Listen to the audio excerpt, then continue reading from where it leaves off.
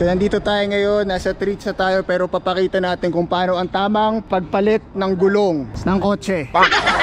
Kanina bike ang pinaproblema. Hindi lang po triathlon meron dito. Sabi ko nga, meron akong electronic pump, nagpalit pa sila. Pinagod nila sarili nila. Kita nyo? Sa panahon ngayon, dapat tayo, work smart. Tama ba yung Papa Dens? Dapat work smart. So kung napapagod ka na, Mag-shortcut ka.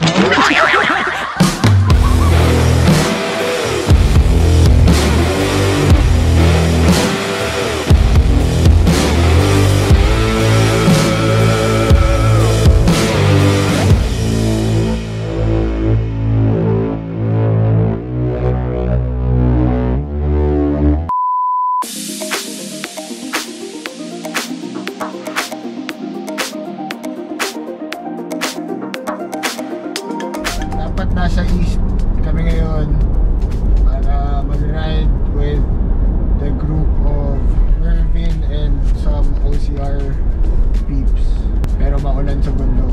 So ngayon pabalik na kami sa Nuvali. Abangan nyo kung sino ang magiging guest. Eto ano na to ha, impromptu na kami nag-isip ng episode na to kasi naka-set na kami na aakyat ng bundok, pagbaba, kakain sa Bulalugaw, tapos i-feature yung barbershop ni Mervin. Pero wala, ganyan talaga. Kailangan natin, kailangan tayo flexible sa mga ganyan schedule. Ganda pa naman si Dennis. Ganda pa naman ako, Mervin. Nagandaan si Mervin. Pulbusing ko na sana ngayon. Mukhang iniwasan tayo.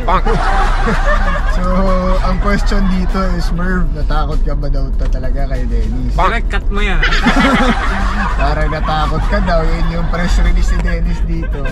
Napabalik na kami dahil natakot si Merv. Medyo small ring lang daw gagawin. Tama, pinagmamalaki pa dito na wala daw siyang big ring, so puro small ring siya. So, abangan natin yung mga haka-haka at onti mga issue. Meron tayong onting pag-uusapan dito. Okay. What's up? What's up? Morning good. Idol natin. Magandang umaga. Okay, so alam niyo na kung sino guest sa next episode. Alam ko na. Naku, ano ba to? Hot seat, hot seat. So, nung papunta kami dito, nag-ready na kami ng mga questions para sa ating guest today. Walang iba kung hindi, si Kim ang Robang. So, abangan natin itong episode na to. Isang wap dyan. Wow! Ay, wop. Wow! Yun! Wow! Ganun ka, bro. Wow!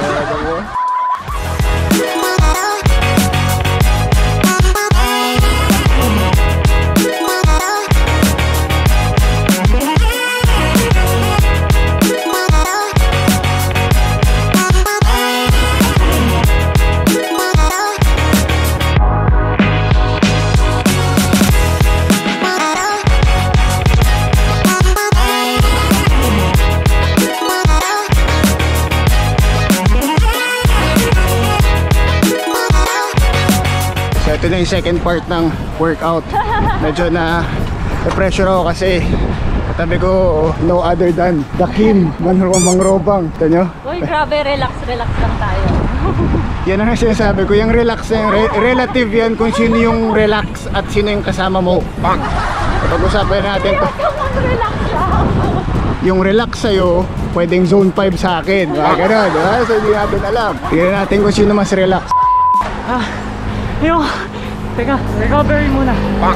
Gagamitin ni Tito Rico yung turbo gear. Si Tito Rico kanina pa hindi napapagod to eh. Mukhang may baon na peanut butter to. Wow. So Papa Dennis, what can you say about your small ring all the way? No shifting. No shifting, 400 cadence.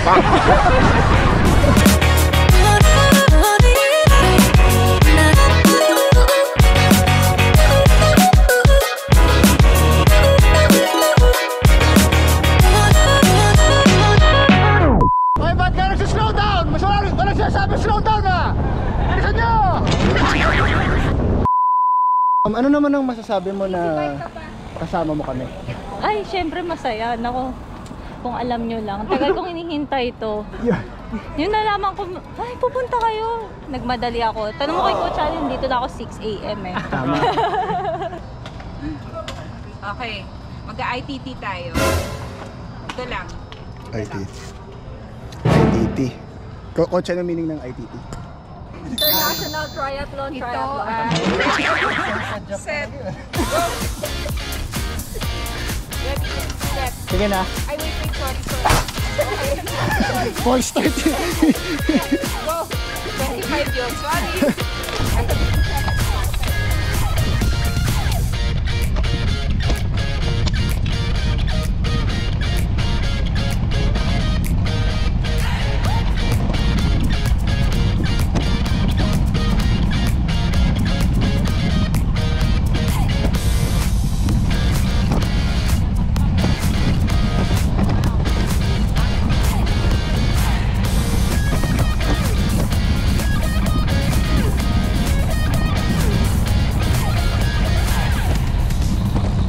Well, things are looking very bright, so to speak. Kasi I can honestly say, like, I've been coaching for a long time now, and then yung, syempre nakita ko yung progression ng per batch, right? Let's say, starting from my batch, medyo when we were at their level, iba yung ano namin. We were parang very far from where they are now, like at that age, right? And then the generation after us, and then like sila Kim, maybe when they were around Kira's age, medyo hindi pa ganun ka advanced in general, like even not them as athletes, but even the support. Higher level na sila, where at that age, before, yung previous batch, hindi pa ganon. So parang nakukuha na natin eventually, and then, of course, as they grow older, and then the next batch comes along, ang goal ko talaga is eventually talagang world class na kaya nating makipaglaban. Ngayon kasi Asian class, we can, right? Hopefully, we'll have more Kims and Claires in the future and even improve better.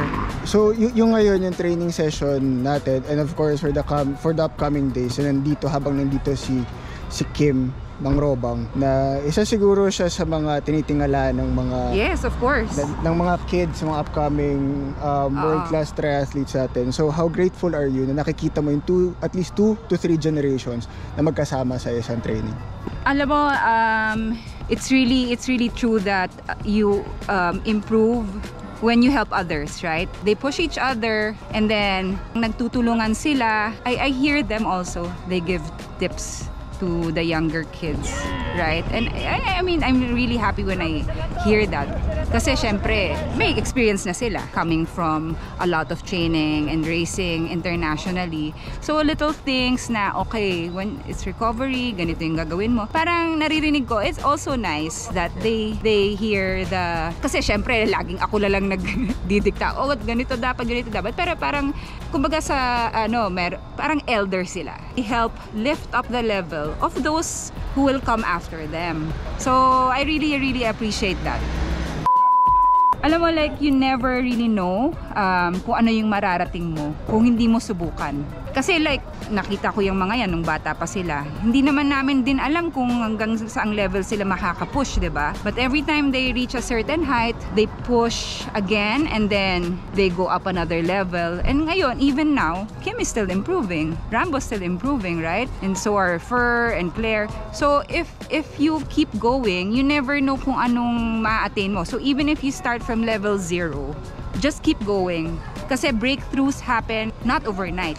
Closing ko dito, hindi lang yun para syempre sa mga elite athletes. Kaya rin kami nandito because we take advantage, of course, yung supervision ni nanay. Tapos yung makasama kami sa mga junior elites, tapos sa mga ganito mga klase, mga atleta. It's a privilege for us. Hindi man kami palagi yung nauuna, pero yung makasama man lang sila. Makita namin yung level nila. Of course, hindi kami ganoon, pero malaking bagay na nakikita. At wala kami sa comfort zone namin. I think we have to be comfortable being uncomfortable. Uncomfortable, exactly. Okay, so that's it. Bye-bye. Grabe, kita nyo si Tito Rico nag-run pa yan. Yo, gano'n kaputi yan. Hindi tumakbo yan, naglakad. Anong secret? Anong secret? Bakit, Tito Rico? Lahat kami kanina pag nasa bike, anong secret? Bakit nakatakbo ka pa? Every breakfast, dapat kayo mag-Marty's no BS peanut butter. No BS peanut butter, ayos. Tito Rico, saan ba mabibili ang Marty's na yan? Online, on Facebook and Instagram. Please click this link down here. Yun. Yung kung ayaw ng BS, bumili kayo itong Marty's no BS peanut butter. Si Tito Rico ang nagbebenta nito. Ayos.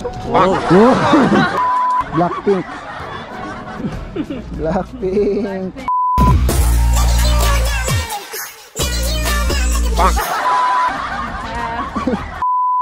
Anong nangyari sa ride natin today? Na-flat ako. Nakakaloka. Nakailang flat ka? Isa lang. So, kamusta naman ang experience mo? Few days ka pa lang dito sa Philippines. Ano ang... Jet lag sobra. Hindi ako natulog. Hindi ako natutulog. Hindi natutulog? Pati nga na ibag mo. Ayoko. Hindi ako na-shade. So, nandito tayo ngayon. Nasa treats na tayo pero papakita natin kung paano ang tamang pagpalit ng gulong ng kotse. Kanina bike ang pinaproblema. Hindi lang po triathlon meron dito. Eh, sabi ko nga, meron akong electronic pump, nagpalit pa sila. Pinagod nila sarili nila. Kita nyo? Panahon ngayon dapat ano tayo, work smart. Tama ba yung Papa Dance? Dapat work smart. So kung napapagod ka na, Mag-shortcut ka. Ay, mali. eh nandito tayo sa isa na naman nating episode ng Quick Talk with Kim Mangroba. Intro natin dyan.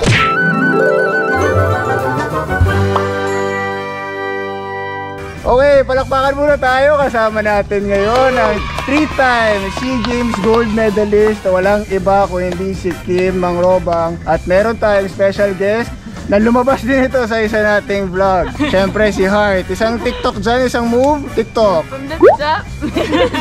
Okay, so again, sabihin ko lang ang mechanics itong segment na to. 20 seconds, pakita natin ang corona ng 20. Okay? Yan, corona.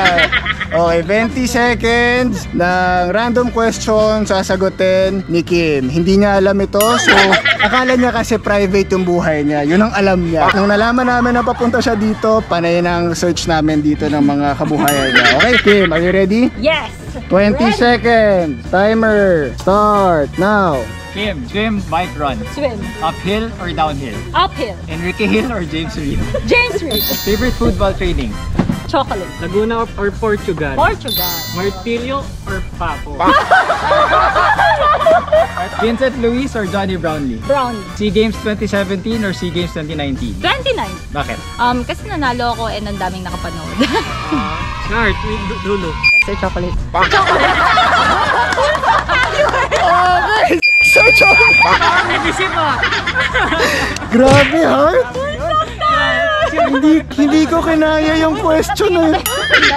Teka lang, recover muna tayo. Direk yung question ni Heart. Okay, and that's it for our segment or for our special edition of Quick Talk with Kim Mangrobang. Palakpakan tayo dyan. Bye-bye! Daming chicks nito eh. Oh. Bad boy ng dance floor. Tapos na tayo dito sa ating home court sa Nuvali. Alright, so mga ka-next week, I hope nagustuhan nyo tong video na to. And maraming salamat sa patuloy na pagsubaybay.